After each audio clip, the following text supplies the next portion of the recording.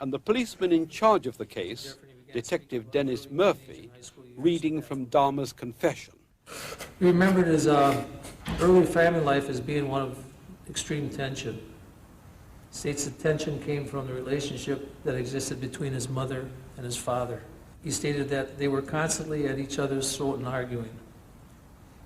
He stated his mother appeared to have some psychiatric problems and, in fact, had suffered a nervous breakdown at one time during his early childhood.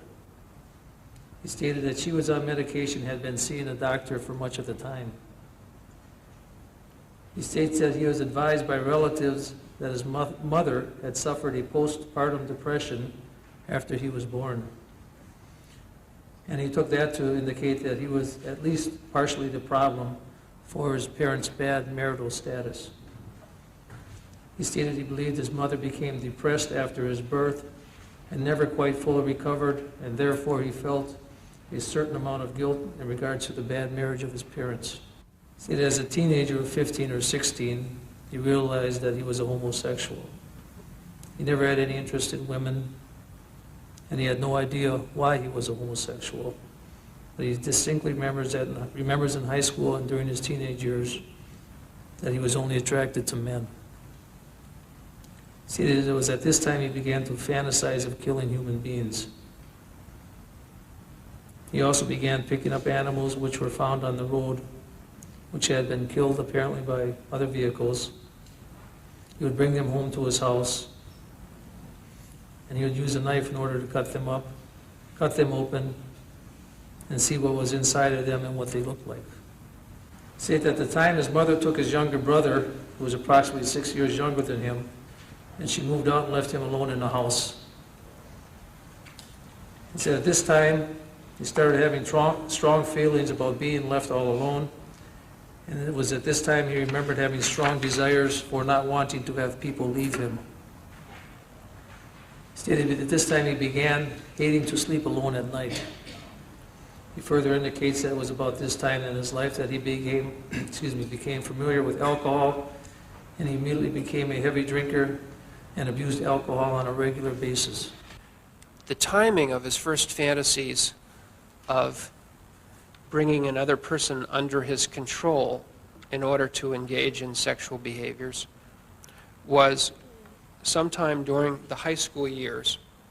At various times, the specific age and grade that Mr. Dahmer has said this occurred has varied within a year or two, but it seems to be around age 15 or 16 that he first had sexual thoughts of striking another person and rendering him unconscious by a blow to the back of the neck, and then making sexual use of the unconscious body.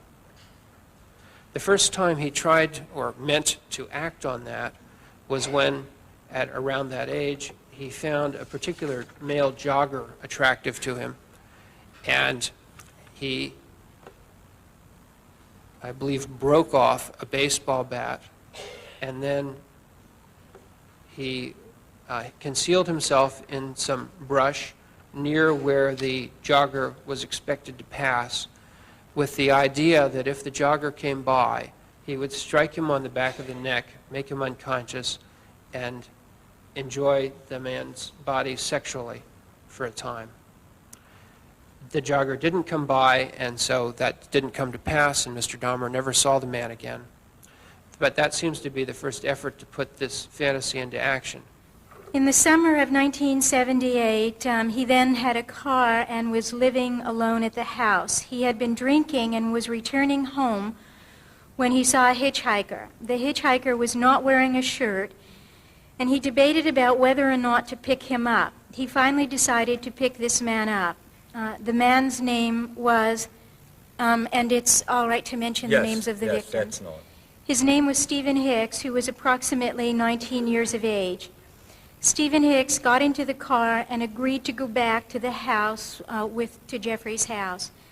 Jeffrey reported that they talked and smoked some marijuana. He reported that it was clear to him that Stephen Hicks was not gay. However, he wanted to keep him there. While Stephen was sitting on the bed, Jeffrey hit him in the head with a barbell and then strangled him with that barbell. Jeffrey recalled having smoked 1 or 2 joints and had consumed a 12-pack of beer that day. The next morning, he went to the store and purchased a large hunting knife, and he went to the crawl space and dismembered the body. He cut off the arms and legs. He recalled opening up the belly. Now, at this juncture, this is the first time he opens up the belly of anything other than the dead animals, right? That's correct.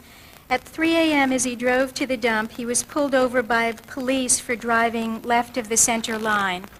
He indicated that he passed the sobriety test. The policeman shined the flashlight in the back seat of the car and noticed the trash bags. Jeffrey told him that he was taking the trash to the landfill. He reported that there was a slight odor because he had had the body for 1 or 2 days. The policeman let him go. Jeffrey turned around and went home and put the bags in the crawl space. He brought the head upstairs, laid it on the floor, and masturbated in front of it. The next morning, he put the bags behind the house in the woods. He burned the clothes of the victim and then threw the knife and Stephen's necklace into the river.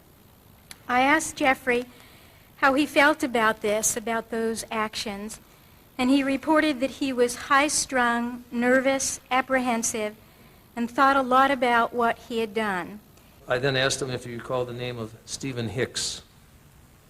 He stated that was a name from the victim in Ohio. I asked him how he remembered that. He says, because it was his first one, and you always remember your first one. He says, you don't forget the first one. He subsequently went to Ohio State University for 3 months. He stated that he, quote, flunked out, end quote. He reported that during this time, he drank all of the time. By this time, his father had moved back into the house with his new wife, Sherry. His father and Sherry thought it would be a good idea for Jeffrey to join the Army. He stated he believed the reason he did not kill and dismember anymore while he was serving his tour of duty in Germany was because he enjoyed the structure of the Army. During the entire tour of duty, he lived on base and was in a dorm with 3 other men. He stated that he enjoyed the Army and wished that he would have finished his entire tour of duty. However, his abuse of alcohol made it impossible, and the Army let him go 6 months before his tour of duty was up. He was employed at a chocolate factory where he mixed chocolate. While working at the chocolate factory, he made some friends but did not socialize with them after work. In essence, his life consisted of working and on weekends going to bookstores, gay bars, and bath clubs. He reported that at the baths, the notion was, quote, sex, anything goes, end quote. He reported that he used condoms some of the time. He stated that he liked being the active person in sex, that he only allowed anal penetration once or twice because it hurt him. He reported... We are not using the name of the drug. I will not. Okay, thanks. All right. He reported that he started using, and I'll just say a drug that had sedating effects. Sleeping pills, I think. Right. He started using sleeping pills during this period because some guys wanted to perform anal sex and he did not want to. This was a way of keeping them. Specifically, he did not want to be the recipient of anal sex, and consequently, if he were to drug the person, they would then fall asleep and he would not have to participate in anal sex where he was the receptive partner. That is where the person would put their penis in him. He reported that he would go to the baths on weekends and have approximately 3 or 4 partners. He was trying to control his compulsion, so he went to a store when it was about to close. He hid out in the store, and then he stole a mannequin from the store and brought it to his house. He kept this mannequin for 2 weeks. He would stand over the mannequin and masturbate. His grandmother saw the mannequin and asked him where he got it.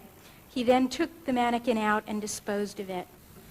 At age 26, he reported that he was heavily into the bath clubs.